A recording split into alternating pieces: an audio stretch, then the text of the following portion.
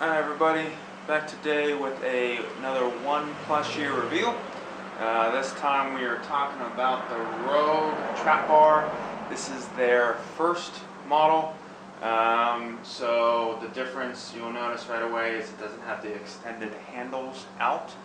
But I still think the general build quality and everything is worth talking about. Here we go. I've had this actually for a little over 3 years at this point. So I bought it right out the gate when I bought my home gym stuff, so my rack and everything else. So it's part of my version 1. If you haven't checked out the versions and my pilot testing process on my blog, I recommend you do so. But this model has been with me, like I said, a little over 3 years. Rogue shipping, super easy, as expected.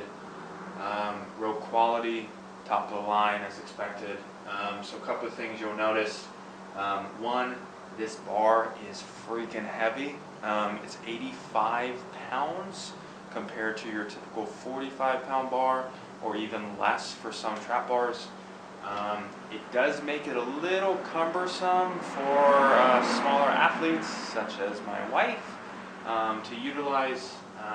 One, from the simple stance of moving it.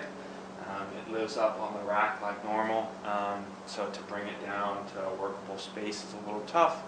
And on top of that, the fact that even if I added 25-pound bumpers, we're already at 135. For her to use that for any type of reps, since she doesn't use it very often, becomes a little much. I believe they have fixed that with their new model. I believe the new model is 45 pounds. The weird thing is you pay the same amount. So you are technically losing 40 pounds, but for the same cost. I guess it depends on how you look at it. You probably gain some functionality and lose some weight. So, the knurling is great, as opposed to a lot of the trap bars on the market are these kind of funky leftover material bars, like the cap trap bar and stuff. And I don't think the knurling is typically, sorry about that, I don't think the knurling is typically up to par. This is Rogue's, normal knurling, which is great. Makes it much more user-friendly for the things you're going to do with it, like carries and deadlifts, etc. The loadable length on the bar is a lot longer than your typical one as well. Overall, because this is also rackable compared to your typical trap bar, this thing is just freaking huge. Again, makes it somewhat cumbersome to use, to move, to manipulate, but it does make it more versatile. So I do things like pin rows with this, so I'll set safeties a bit lower, and I can do like dead stop pin rows. You can do shrugs in your rack. You can do, a lot of people do overhead press work or bench work sometimes. There's a lot of different options with this as opposed to a typical unrackable bar. One thing to note, you can see, let's put that on camera and show you specifically. See how that's pretty gnarled up? That's because ideally Rogue would have moved this back just a hair, maybe to there, and then it would have spun better. But you can see how spinning it around, it probably rolls on that. It does it just as much as in the J-Cup. I've actually painted these corner pieces once or twice. So that's one thing to consider. Obviously I can't comment if they fixed that on the 2.0 or not, but I know for certain that's an issue on the 1.0. Let's get you back. Okay. What else? Overall, so I use the bar for like deadlift variations.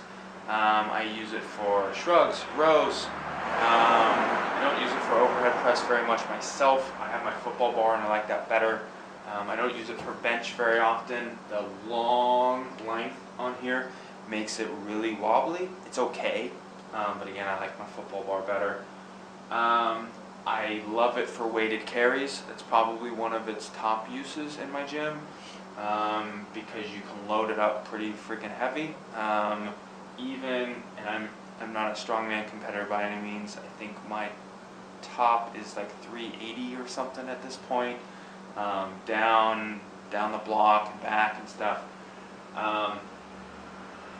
If I had a more normal flat surface and that kind of stuff, I'm pretty sure you could get this thing up to 400, 500, 600 pounds, whatever, and it would take it, no issues. The sleeves are great, nice and smooth. The end caps compared to most specialty bars are actually really well done. You can see it's nice and smooth, as opposed to kind of indented and weird. So the whole bar, quality-wise, like I would expect from Robe, is nice and clean. Overall, the only things I would change, the handles, the extended ones, I guess might be nice. It's not that big of a deal for me, but for your less mobile athletes, it might be nice. It also would probably be cool for weighted carries, just because then you wouldn't have to full deadlift from the ground up.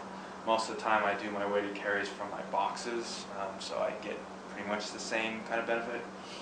The only other thing I would change would be the weight, which they did, and then this inside piece, like I commented. I don't know if they did that or not. It'd be pretty hard for me to tell without looking at somebody who has the 2.0 version. But otherwise, the bar is great. It does exactly what I want it to do. It does take up a lot of space on a rack of any kind.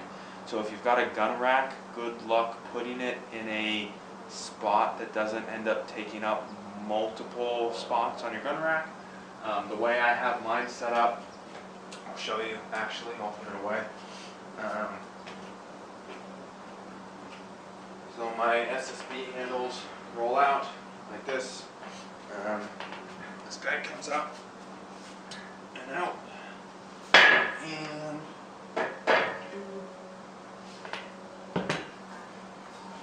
it's gonna go in like this and back, and then that way the SSB can come back around. So I end up kind of using the space for multiple purposes, both the SSB and the farmer's loop behind it. Otherwise, you'd end up with this huge amount of space that's taken up by one bar. So, otherwise, I love that bar. It's a great multi-purpose bar if you use it for multiple reasons. I think it's much better than the cap option, which is the typical go-to, like on Amazon and stuff. There's a handful of other ones that I've seen. Christian Fitness Factory has their Mega Hex strap bar, which I don't really understand. I think this guy's perfect. So, thanks.